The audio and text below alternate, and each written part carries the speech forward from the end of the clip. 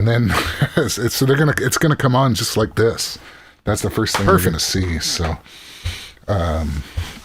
usually takes a few seconds there, but I think we're live now. So I don't know if you're able to like pull in the video in case people come and chat or anything like that. That I'm probably not going to be able to. Well, actually, I can see I don't think anyone's here. going to come in and chat. But yeah, I'm going to take the screen up though when we start talking about stuff. So hey, everybody, welcome to the Mixorcist. EB hey guys, how's it going? CW. Yeah, it's been a long time, man. Yeah, way long. I've upgraded too long computers and operating systems since then. Yeah. Yeah, so that was always a challenge because I tried the Windows update and I tried the in-place update, didn't work. There's a shocker. It worked like 90%, 95%. I just had some weird network shit, and I was like, oh no, I'm gonna have to install all this shit again, right? All the plugins we've been talking about for all these years, the software, the video stuff, and God, that was probably about a week, like a full work week, to get that shit back up and running. Dude, that's the worst. The worst. It was nuts. All right, so why don't we jump in? Because we wanted to talk about something specific today. And you know what this kicked off with? Like, we weren't doing a lot of videos, and we weren't doing them, I would say, primarily because there's just like, we love the Acoustica stuff. We love the spirit of Acoustica, experimentation. Let's see how good we can get at modeling analog hardware. And then we got into demoing those plugins and how could you guys use them in a mix. But then it got to a point where everything we saw, it's like, well, why not try it? And it's not that didn't really help. We just wanted to give you guys value by talking about the stuff that we would use.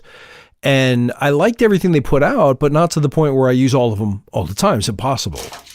So we found that with a new release coming from them every couple of weeks, it was too much to sustain and it wasn't really adding any value for you guys. And it was a really long process to make these videos. So long story short, we somewhat backed away from it because it just didn't feel like it was adding a ton of value. But we love talking to you guys. So we thought we'd come back this week all because of this one thing that I sent EB, and we do this all the time on Signal. By the way, if you care about your privacy, because nobody else does, use Signal for your messaging, obviously. So Eric and I talk on Signal, and I sent him a screen capture of an Instagram posting that Manly Labs had been acquired by Dirk Ulrich's company.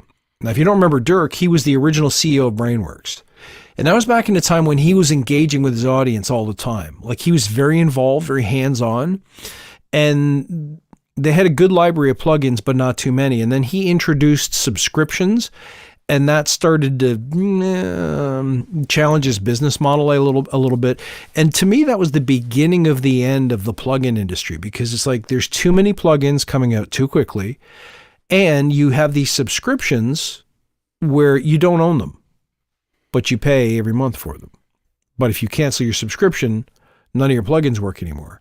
So he tried a bunch of different business models and eventually, for whatever reason, stepped away from Brainworks. Well, it looks like he's got a new company, and he seems to me like a great guy, like a great CEO. And it looks like he has acquired, right? So Apogee Electronics has been acquired by Dirk Ulrich's Rockforce Tech Holding. Interesting, because Apogee was a big converter company.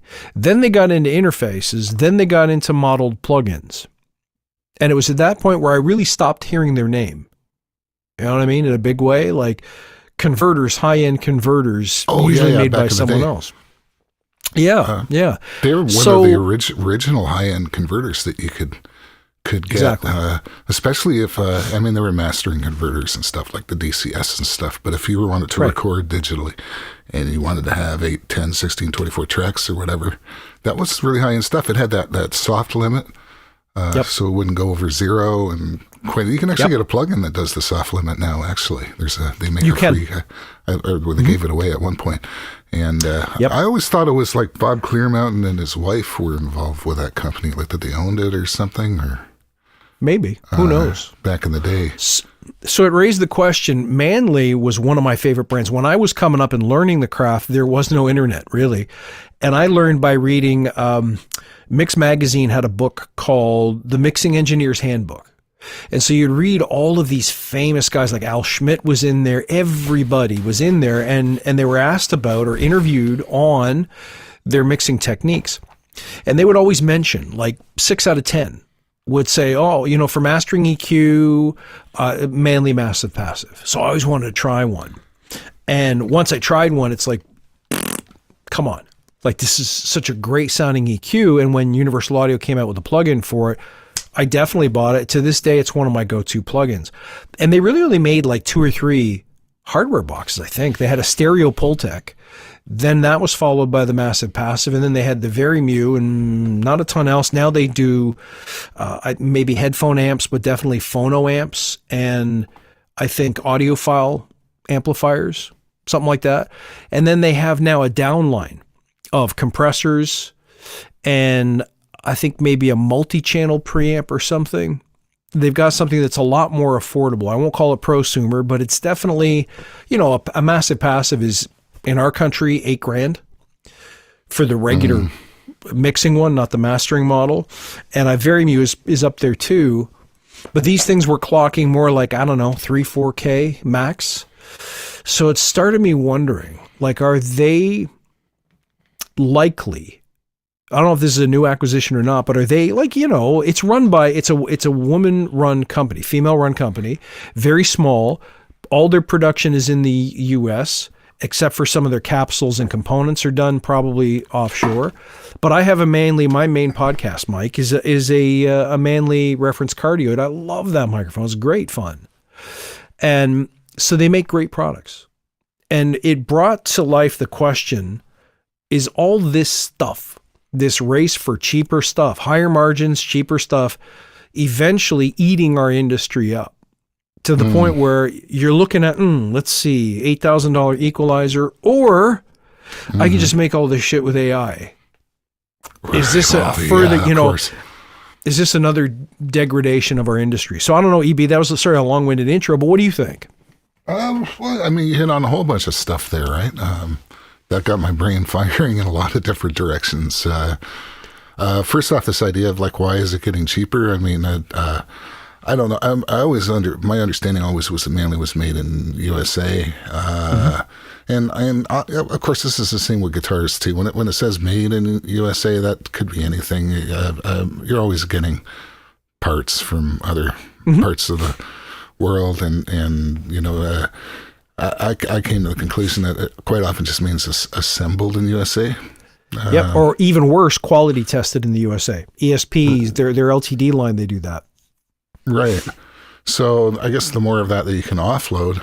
I'm also curious with you know, because this tariffs, of course, would tie into this too. Because if you're getting parts from, you know, outside of the of a country, that's gonna, whatever your country's doing is gonna add on to the cost of that.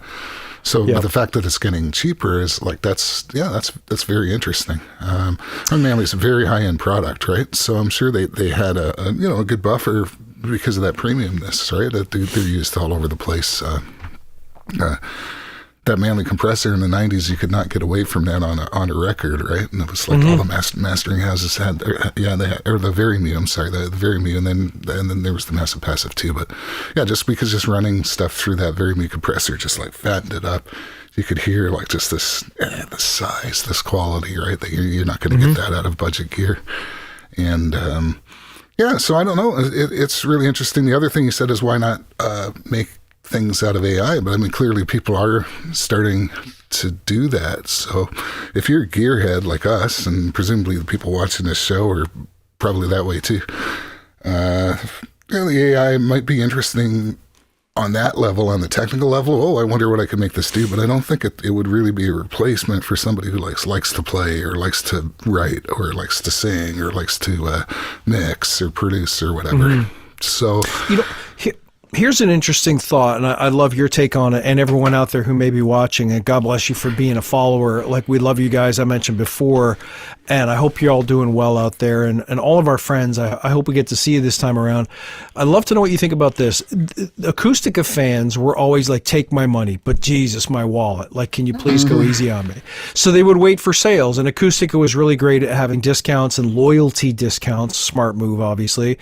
But in the other spaces, I didn't see see that kind of appetite for I'm willing to spend to get the best quality stuff. In fact, I saw people releasing plugins for $149 and people would bitch and they would be like, oh yeah, sure, you get rich off of my blog. How much does this really cost? This is bullshit. I can get this for $17. And so there was an attitude amongst the users out there who were clearly on the budget side, and they didn't see the value. Like a lot of universal audio plugins when they first launched were $300 or more.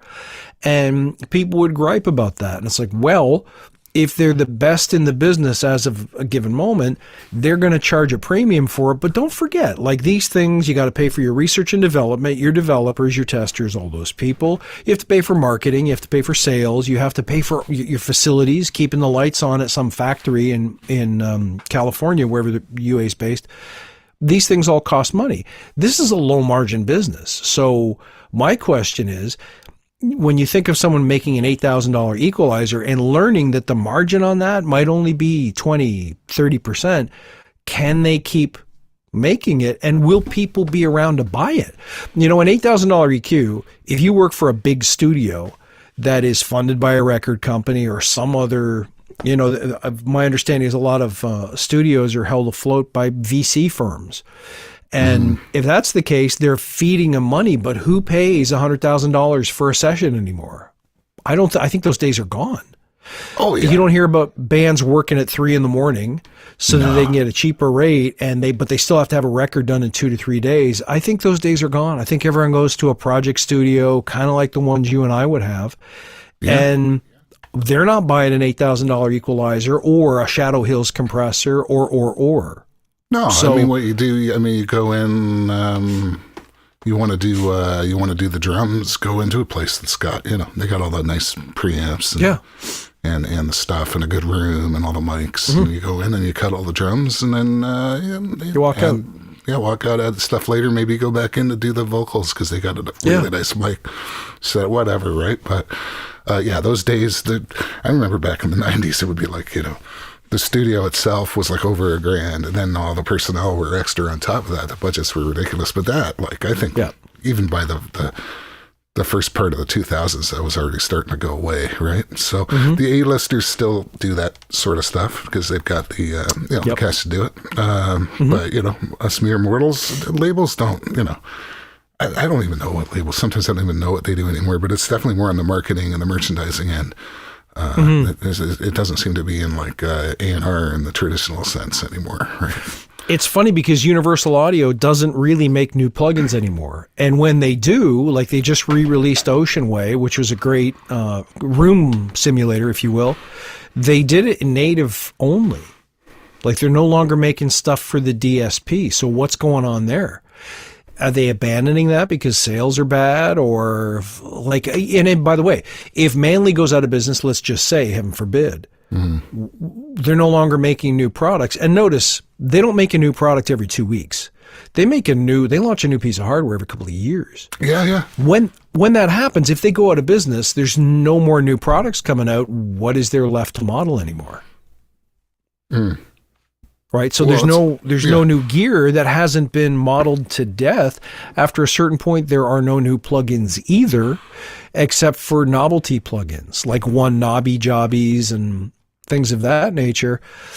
But I feel like the industry has kind of lost the idea that there are some classic tools, and those tools are worth buying because they just work. I always say, I've got a Neve over here, and it makes the sound of what I think an acoustic guitar should sound like. What I hear in my head when I think acoustic guitar, it just goes there. Yeah. You just tweak one of those dials. And if you've ever played with, let's say, Acoustica Gold, you know what that 1.6 and 3.2 does to a snare, what it does to an acoustic. And it's automatically, this sounds like Fleetwood Mac Rumors. Like, I love it. But if all of these companies aggregate and eventually, like, we find out that fucking Rupert Neve is owned by Best Buy, they're not going to make $10,000 channel strips anymore. They're going to start making a $400 version that anyone can buy for their home studio, and they're going to make it so that it also hooks. It comes with a free podcast mic and boom, Bob's, and a free subscription to Anchor.fm. And Bob's your uncle. You're done. But that takes something away from the professional studios who now they got to the stuff they have, their LA2As, that's antiques now. Yeah, but it still sounds awesome, though. I mean, it still sounds awesome. And you still want that. I still want that. Sure you do.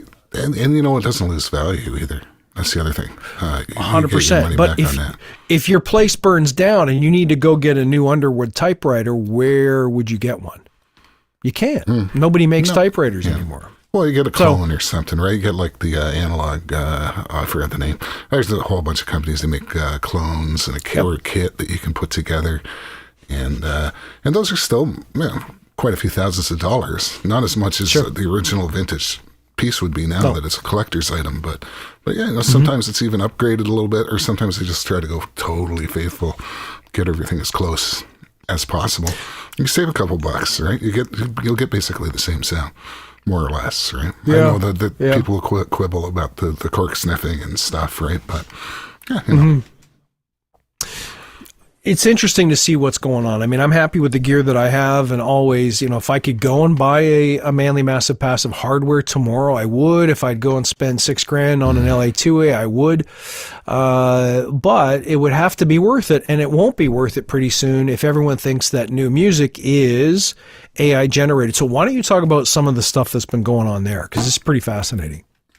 Yeah, it's actually kind of scary because it started not long ago. Let me pull this up here. Not that. This is what we want. There we go. Canadian band. Do you know what? I just found this out. That they're sure people know about the Velvet Sundown. That's one of the first big AI stories about a band that was completely synthetic, right? Like totally, including the picture here. Yeah, I just found out they're Canadian. That was really interesting. I mean, it doesn't sound good. It doesn't sound terrible, but it doesn't sound good either. So there was that, and then we also had, and this is just like last week. This guy. Mm-hmm. Yeah. The AI generating country song topping Billboard's digital song sales chart. Now, it's probably important to point out, and I think it was Beato video that he made on it, and he pointed out, this is just for sales, like for digital sales, like for buying the MP3, so to speak, right? And so they got onto the top of the chart with 3,000 sales. So that's what that, you know, it's almost like they just wanted to make a big story about it to get people talking, right? I heard like 10 seconds of the song. I don't care to hear any more of it. Like, what? There's no artist there. I'm not going to follow it. Am I going to buy it? Am I going to go, oh, wow, I wish I could write like those guys? No, you know, it doesn't make any sense, right? And this is what maybe one of the things I think is probably pretty important with the one thing the AI is hopefully not going to be able to replace is, just the human aspect, the live shows, for instance, but the music has gone so far towards celebrities anyway, right? Where, you know, a hit single is written by like 30 people now, right? And mixed by like 10, right? Yeah, but it's worse now. It's worse now. I don't know. In the 80s, you had Stock Aitken and Waterman who wrote You Spin Me Round for Dead or Alive, but they wrote Rick Astley. They wrote tons of stuff, Bananarama, all that stuff. And you know, I remember in the 90s when Avril Lavigne, another Canadian, in fact, from where I went to high school, same small town, Avril Lavigne wrote a song called Skater Boy. And I had a daughter at the time who was right around that demographic age. You know, she was, I don't know, 10, 11 or whatever, when all this stuff was happening. And she loved that stuff. And I remember seeing people say, oh man, Skater Boy, it's like she wrote that just for me. It's like she understands me, you know, because she was 18 Avril Lavigne was like 18 when this record came out. She dressed like a punk. She sang like a punk. She sang about punk. And that song was about a punk that liked a girl who turned her nose up at him because, you know, he was too punk. She wanted a preppy guy or whatever. And everyone was like, that's why I love Avril so much, is because she's writing for me. Well, turns out that was written by a hit factory called The Matrix. And I saw a video on YouTube last week where they're sitting there talking about the line from that song was, he was a punk, she did ballet. That line's in there because the songwriters were a husband and wife team and the wife used to be a ballerina. So it's not even authentic. It's not like Avril even said, here, let me take a kick at those lyrics. They wrote the song and then she changed a couple of words. Yeah. And that was it. And he was even showing, she was showing the chord progression, how he was doing I can't remember if it was like a 1, 6, 4, 5 or something along those lines. And he changed one of the chords and dropped it down to a sharp fifth or flat fifth or something. A little variation that made that song so memorable. But she had nothing to do with any of that. So you were fed a line. Like let me ask you, how real was that real music anyway? Right. Like, isn't that just as artificial? So let's talk about AI let's talk about AI. Well, before that, you reminded me of, Bryan Adams, The Summer of '69. Yep. And he's talking about. It's a Valance song. It was a Jim Valance song, and Bryan Adams was 9 years old. 9. In Summer of '69. Yeah. That's fucking funny. Yeah. So, I mean, that's nothing new, though, right?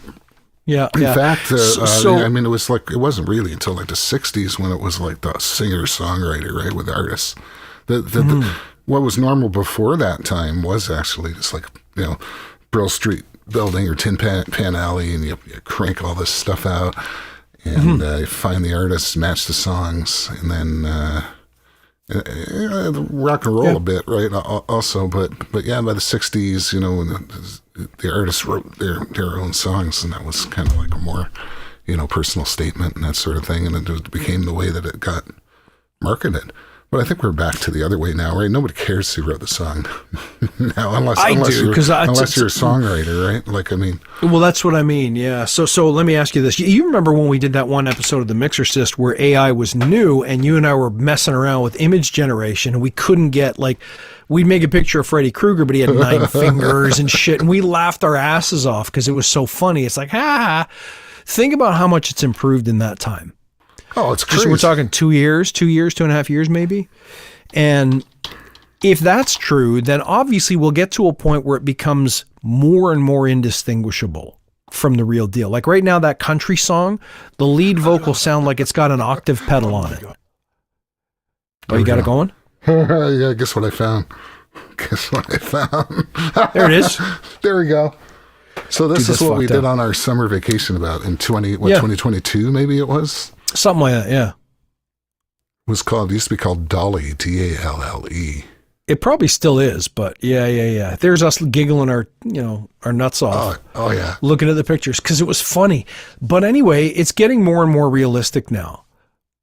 My point is this, and I've stopped me if I already told this story. We used to have a dog named Lola. She passed away this year, but we took her to the drive-in one time, and everyone is like passing by our car and like, oh, is your dog friendly? She like pets. She's a small dog. And we're like, yeah. And she's loving getting the belly rubs from everyone. And then this cop walks by in uniform, and she's just like, "Urgh." Now she doesn't know a taser or a utility belt or a uniform or what a cop is or represents. So she can't be pissed because he's the police. There's something about that guy that she could see that nobody else could see. Yeah. So there's something that's transmitting and receiving that a dog understands, but we, for whatever reason, we can't, we don't get it. Call it intuition, instinct, whatever you want. My point is, until you can explain how that works, you can't code it. So it'll never show up in AI. Right? So reasoning is based on things that we can understand and codify and make algorithmic somehow. But there's so many things about the transmission of emotion that we just can't explain, I think. And for as long as that's true, you can make a character in a movie using nothing but AI, but there's something about it I think you'll always be able to sniff a fraud. You know what I mean? Uncanny valley, as they call it, right? The closer it gets to reality, the more you start to notice something's off. If it's all crude and just looks like an animation, that's fine. You accept that. Oh, that's not real. But now we're getting into the state where you can't really tell. We're going to have actual real problems, right, with like fake news. We already do. We already do. Yeah. But it's like it is really getting to the point where now, like, even people who make videos and movies, and they won't be able to tell. Maybe there'll be a while where there's still these forensic experts that can tell, right? Yeah. But otherwise, you're going to actually have to go and see that. Maybe this is the silver lining of it all, is that it will make in-person more valuable, right? The more AI slot music you get, the more a real artist is actually going to stand out, and a real show is going to stand out. Like, have you been reading about the effects of AI? Like, we're no longer, our critical thinking's going downhill. More people are no longer having real relationships. People don't leave the house because they're making friends with chatbots. And the chatbot will sometimes say things like, oh, hey, chatbot, I'm thinking of unaliving myself. And the chatbot's like, you should. That's a great idea. That's a great, don't tell anyone, right? Don't. That's, no, keep this just our secret. Right? Yeah. Is your mom there? Close the door. There's a lawsuit on that one, I think now. The family is There's a couple suing, yeah. There's a couple, yeah. So my favorite is the robots. Like, you see these videos of robots being made in China, and my buddy Kevin sends me videos of them all the time. I'm like, dude, that's a Terminator. Kill it, because that will eventually come for you. It's weird. Yeah. I don't know where this is all going, but your thoughts on these, these artificial musicians? Is this the future of music? Should we all just download, what is it called? Sora? Sona. Suno. Sora is the video one. Yeah, Sora's for video. Suno's for music. Those are kind of the top two. Yeah. There's other ones, right? But you guys using this? Like, does this make sense to you? Is this take all the fun out of songwriting and recording, or is this better? Like, are you like, oh yeah, I don't have to own a DAW anymore? It's fun for people that don't play an instrument. They want some music. They maybe they write good lyrics, but they don't know how to play anything, right? Like, I know a couple people like that. They make some pretty dope beats with this stuff, right? But what you have to get. Did you just say dope beats? Is that what you said? Did you say dope beats? Some dope beats, yeah. Because I was thinking about that. It was the Taylor Swift song. They talk about sick beats, right? So, that's what dope beats is better. To say was sick beats. No, but. Yeah, but it's been trained on all the other music. It's like it's like a giant plagiarism machine, right? Also for the video, it's trained on everybody's videos. It's trained on everybody's music and everybody's writing and everybody's news articles and the movies that are made and the paintings that are made and the photos. It's just taking in all of human creative endeavor. And this taking it, don't ask for permission, ask for forgiveness later, right? Basically is their approach. You had the guy, and this is like a year ago, the CEO of NVIDIA saying, we need all the world's videos. We're going to train it on all the world's videos. Well, did you ask everyone in the world? No, you didn't. You didn't. It's not your fucking data, right? So there is that issue that, is working its way through different court cases and settlements, and I think New York Times or the Journal, like one of the big newspapers, was one of the first one, and then I think there were some of the labels that had the deals. But these are like just big kind of big organizations, right? Just the indie musician. I don't know what kind of recourse you're going to get. You'll get whatever they dole out and tell you is like super fair and a super great opportunity. Yeah. And none of this, by the way, is regulated in any way. There are no barriers or walls around AI. It just is doing whatever it wants.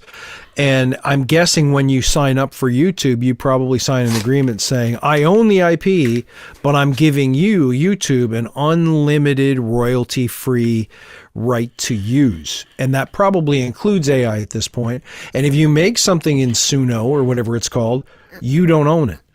Just so you know, like if you're going in and writing songs with this and thinking you're going to publish them and make money, sooner or later you're like, yeah, we'd like some of those royalties, please. So you can see how trustful I am of the system. But you remember Jurassic Park? Jeff Goldblum had that line, and I may have mentioned this too before, of we were so busy figuring out if we could do it, we never stopped to ask if we should. Like the question keeps coming up for me is, why would you want robot generated music?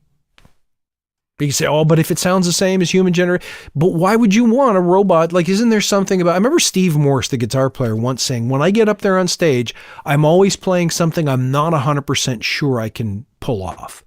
The interviewer said, why? And he says, because that's what people pay to see. They want to see a man on the edge. Right? Or just standing on the edge of a cliff a little bit.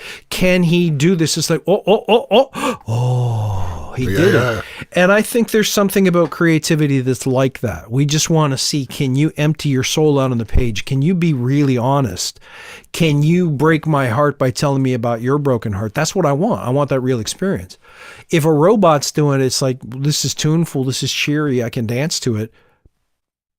But if you never play it again, I won't really care. Yeah. You know, and I'm not interested in what's the next track on the album. There won't be any albums anymore, but I think there's something that's lost. Maybe it's just me being an old dude. I don't know. It could be that, you know. I mean, because like you said, like in my mind, like there's these people that have like relationships with AI, and they treat it like a partner or like a counselor or that to me that's like totally the wrong way to use AI. Like that's like you probably shouldn't be doing that, right? Like yeah. 100%. You can have it sort stuff and find stuff and do tasks, and there's agents, and you can go like, to me I was like, oh, maybe this could go through all these files, find out every time that this certain thing is referenced and pull it to the front, and like, you know, that sort of stuff. Or it could do like really fast transcripts of a podcast. Mm-hmm. Yeah. And, you know, so that stuff that used to be really time consuming. But I don't think of it as like, you know, another person that I don't converse with AI when I use it. I tell it to do things, and you know, but I'm not by far from an expert user, and I don't really want to be using it all the time too, because it takes an enormous amount of resources, right? These data centers are the size of small towns and cities, and they require the same amount of water and the same amount of energy, right? So what's the payoff for that, right? And I hope it's more than just, you know, a market cap that's like totally, that's another story that we really probably should hit on too with all these data centers, that it's what's called round tripping circular deals. So basically, the NVIDIA pays for Oracle and Oracle pays for NVIDIA. Yeah, and they promise to buy this amount and they promise to invest that amount. So basically you could take like your $10 billion, but by the time it goes through all these deals and entities and promises, it's like you inflate that up to like $500 billion or whatever. But what's the actual revenue? Where's the money? Where are they making? Where's the money? Because some of these data centers aren't even built yet, right? Like, and these are like fucking $20 billion more. I don't even know. They're massive, right? The chips. I mean, NVIDIA is probably the only company that's actually like making a hardware product. So they might be okay if the bubble crashes, right? They just had an earnings report that was actually, they said was pretty good, right? So, but that's the talk of the town now, is that, and all this stuff's been securitized throughout the entire market. So if a crash happens, it's not going to be like the .com crash, which was primarily digital, and you saw these digital companies go down. It's like, because of the size of these data centers, and also because of the fact that people have made derivatives out of these deals and out of these companies and these stocks, it would affect everything. Somebody estimated it's probably about 4 times the size as the 2008 crash, and over 10 times the size of the .com crash in the 2000s, in terms of the amount of dollars and the amount of leverage that's going on. So I don't know. Well, it's an interesting conversation. We'll talk plugins for just a minute. Of all the Acoustica releases of the last little bit, they recently put out something called Cadet, which is a shimmer reverb. It's more of a creative reverb. Those things have like a little bit of a resonance or a twisted resonance, and I really like it. So I'm a reverb nut, as you know. And these days I find, for the most part, for all the reverbs out there, I just as soon use my UA Lexi 480 or even the 224, or I'll grab something these days by Liquid Sonics. Specifically, that's all right. Liquid Sonics has one called Cinematic Rooms, which is gorgeous, and they have another one which is an emulation of a Bricasti, like an IR emulation of a Bricasti. So I'll generally reach for one of those 3 or 4, but this one is cool. This makes me want to play with it, especially on strings like guitars, keyboards, or voices. I think this would be really, really cool. So if you haven't downloaded the demo yet, grab it and try it and see what you think. But some of those models are really sweet sounding, and it's like it's like 120 meg on your computer or something. Well, like what kind of is it? Like a realistic sounding reverb, or is it like a spacey? It is. It's got a decent reverb, but you see how it's got a pitch blend in there. Yeah. So there's like a ring or a resonance. If you've ever heard Baby Audio, they've got some of these. I think they may have popularized this kind of reverb. You hear it more in modern pop tracks, but try it and see. Like grab a guitar track and start flipping through some of the models and see what they do. So they seem to take a pitch and either modulate it or do something with it, and it rings and echoes in a dreamy kind of way. And I'm probably explaining it badly. It's the kind of thing I just grabbed and tried. Prismatic we should maybe we do an episode about it. We should do one of that, because, you know, Acoustica is still one of those companies that they're making stuff that to me is still really valuable. I did a thing on, they had one called Oak, O-A-K, and it's like a multi-band. Yep. It's inspired by over-the-top compression, but really this thing is like a lot smoother and bigger sounding than most of the over-the-top plugins in my mind. Like, and it doesn't really quite do that EDM. Like, it's not, no, but what you could do, you could throw it on a bus or even on a mix, and if you're careful with it, it's just like, boom. I remember people used to use like that at the analog world. They had that like that Tube Tech, the 3-band, yes, the multi-band SMC, I think it is, or SMB, I guess, stereo SMB. I get results like that out of that thing. It reminds me of that, yeah, but only if you use it really lightly, and that's the thing. It's kind of set up. If you just start twisting knobs, it's going to be way more than you would ever use on on a master. Yes. So it's kind of a little trick. It's a little, you got to go really light with it. But yeah, Acoustica has been doing some great, and I think they have. Let's just go right to their main page here, because I think they got a big ass sale going on now. Like maybe their best sale ever. Yeah. Well, they do. Yeah. Buy 2 get 4, so that's like basically half off. Yeah. Yeah. It just went by there. Let me see if I can. Ash. That was a great one. Down. There we go. Yeah, that's just a good. There we go. Black Friday offer. Buy 2 get 4. Pretty cool. Yeah. So if you just for the folks who came here for the plugin discussion, if you haven't already tuned out, and I don't blame you. If you had to in this modern age, if you're overwhelmed by all the choices in front of you, if you had to have 2 equalizers, 2 compressors, and then 2 time domain effects, what would they be for you, EB? Oh, okay. So that's a real tough one, because are we talking character, or are we talking utility, or are we talking? So I guess if I can pick 2, I'll pick 1 character and 1 utility from each category. So, okay. For utility, easy peasy. Utility, EQ, and compressor, I would go with the 3 body tech stuff. They've got Kirchhoff EQ and Cenozoics compressor. Yeah, those they're up there. I mean, they're if you like the Fab Filter DMG, the kind of Swiss Army knife, like this thing does everything. It's one of those. Both of them really are, and it kind of does some stuff that the other ones don't do, right? Like the Kirchhoff has like 117-bit mode, and it's got a really nice dynamic EQ section. I know some of the other ones will do that too. And Cenozoics has like all these kind of cool controls for harmonics, right? So it'll and they've got all these emulation modes anyway, right? So you can set it to be like a straight compressor, or you can set it for different like VCAs, US VCA, Brit VCA. You can do like SSL bus compressor, or you can do all. They've got everything modeled in there, and same with the EQ, where they modeled all the curves of the classic here. Although the EQ doesn't have any harmonics to it, it's very clean, but the compressor does, and you can control it. And that's is it as good as a UAD emulation or an acoustic? I don't know. For character, I would definitely go for EQs. I would still pick something from Acoustica. In my mind, they make the best, most analog sounding filters, EQs. Yep. In the world. Character compressor, I would probably go with something analog. But really, honestly. Although, that does bring me to the next topic of discussion, which also ties in with the AI, and there is a company called Analog X. Some of the viewers may know about this. This is based on deep learning, somewhat related to AI. Deep learning of analog gear. These are actual profiles taken of the gear.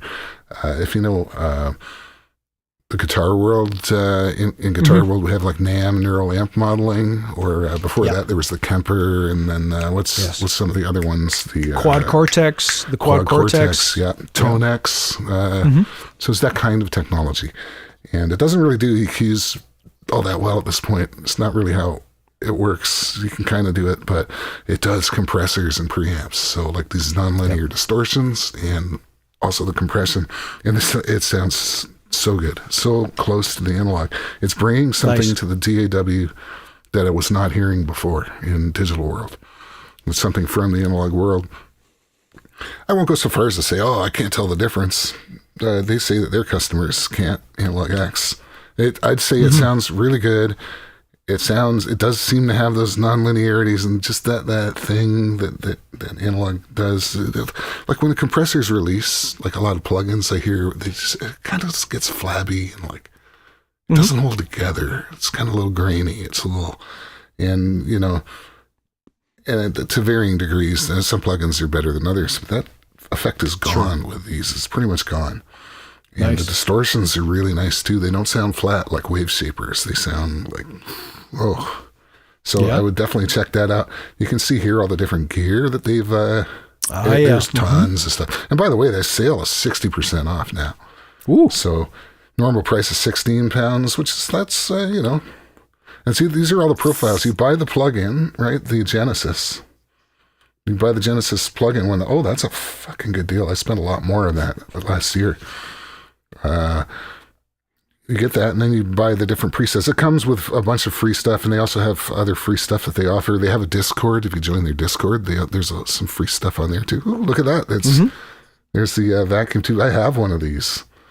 I should the Millennium, just so I can compare it. I have this exact unit sitting in front of me right now. Right. The Telefunk and whatever. They do a lot of stuff, right? So Shadow Hills. There's the black box, the HG. Oh, wonderful. There's some pedals, different transformers. What else we got? Got tape, vintage Neves, got consoles. There's your 610 preamp, smart compressor for bus compression. Oh, the thermionic stuff sounds incredible, right? So the Rooster. Oh, yeah. Culture Vulture. But their compressor, which, let's see if I can find it here. It's the Phoenix compressor. The hardware is called the Phoenix. The profiles in this version, it's got to be one of the fattest, sweetest, nicest sounding digital compressors I've ever heard out of the box. I recommend everybody just like go to this company's site, AnalogX, ai.company.site. Go there, just like try out, do the trial. It's a great time now because it's going to be like way cheaper right now for Black Friday. Try it. It takes a lot of CPU. This almost reminds me of Acoustica in the early days. Yeah, with the old Nebula stuff, you'd load up one API shelf and it would take up like all the CPU.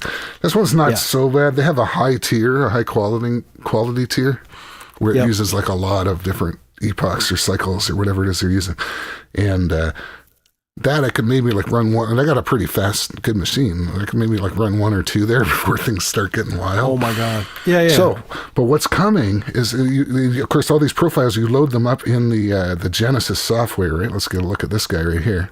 That's Genesis. Right. That's the main plugin that loads that, and then you can see the different profiles. It'll let you load up actually 4 profiles. They're coming out with a version, this is their promise, that runs on GPU, not CPU.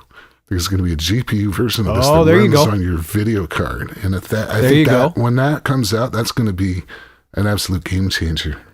Yes. And I should pop it back up on the Discord so I could talk to them about this and how that's coming along and stuff too. Because I was kind of around. I was watching this even before they had this Genesis plugin, which was about a year ago.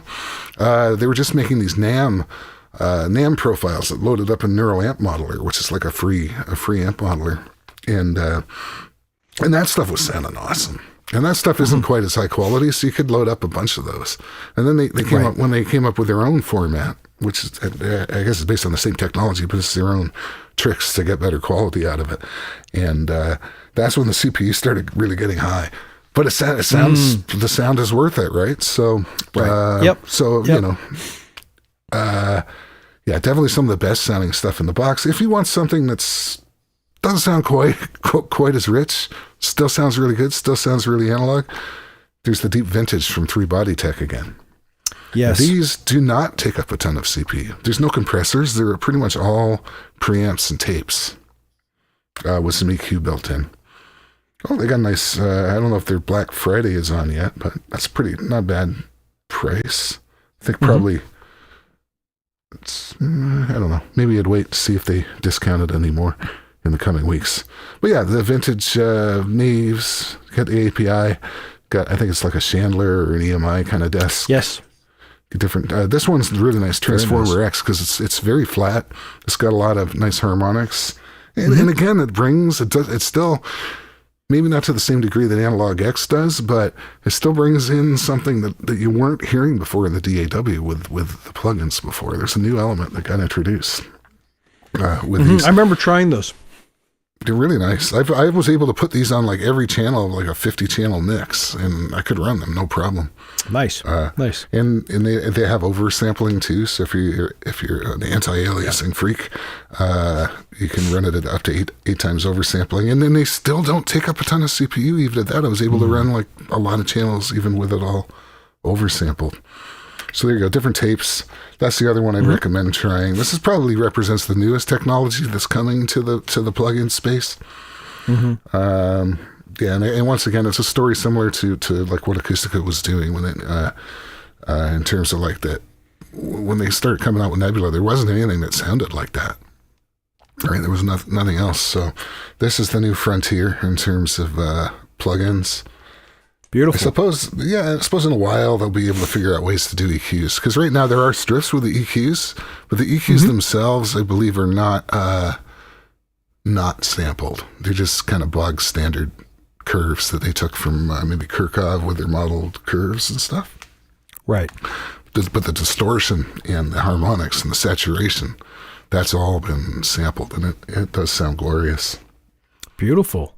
Yeah. There's lots of good stuff still happening. It's just, you got to wonder, are we still going to see the proliferation of options? At a certain point, there's going to be tens of thousands of plugins to choose from. Like even my folder is littered with stuff I just used once just to try it. I bought it and paid for it. And I only used it once or twice, only to find out that the next thing was better, or the thing I had before was still better. And so there's a limit to the consumption, and I think that's what most plugin companies got to be worried about now, because you don't want this to be like CDs and vinyl, where you go rebuy your whole collection in the latest and greatest modeling technology, right? I rebuy all my Neves, all my APIs, all my Shadow Hills, all that stuff. So anyway, I'm afraid that might happen once people start hearing how good this stuff sounds. Yeah. So we'll try to come back and do more of the plugin reviews that you guys love, and try and do it in a way that's not quite so time intensive for poor EB here, who's doing all the editing. Oh yeah.